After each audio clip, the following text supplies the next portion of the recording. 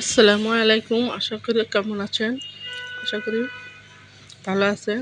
আমি আজকে new blog শুরু করলাম। পুরো ব্লগটা দেখো। আমি কই মাছটা কী দিয়ে রান্না করলাম। হালকা একটু ভেজে নেওয়া হচ্ছে পুরো প্রথম। তারপরে সরিষা দিয়ে কই মাছটা রান্না করব। তাহলে কিভাবে রান্না করি পুরা আমার পাশে থাকো, দেখতে থাকো।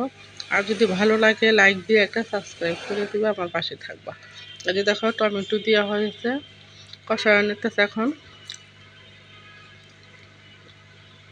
হলুদ মরিচ ধনিয়ার গুঁড়ার সাথে মনে করো টমেটো দেওয়া হয়েছে, যে সরিষা দিয়ে আছে কই মাছটা ভুনা করা হবে আপুরা।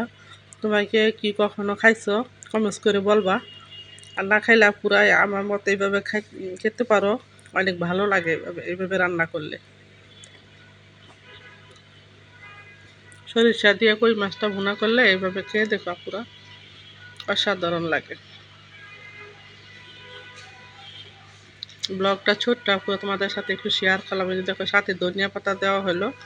আর এই যে তোমার ভাইয়া খেতে বসে গেল, তোমার ভাইকে খাবার দিতে হলো।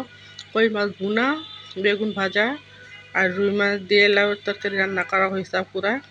তোমাদের সাথে একটু শেয়ার করলাম। যদি ভালো লাগে থাকে প্লিজ লাইক দিয়ে একটা সাবস্ক্রাইব করে দিবা পুরা।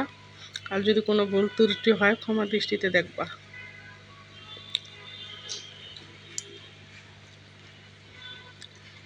তোমার ভাইয়া পুরো অসুস্থ, একটু দোয়া করবা। আজকের মতো এই পর্যন্ত। আল্লাহ হাফেজ।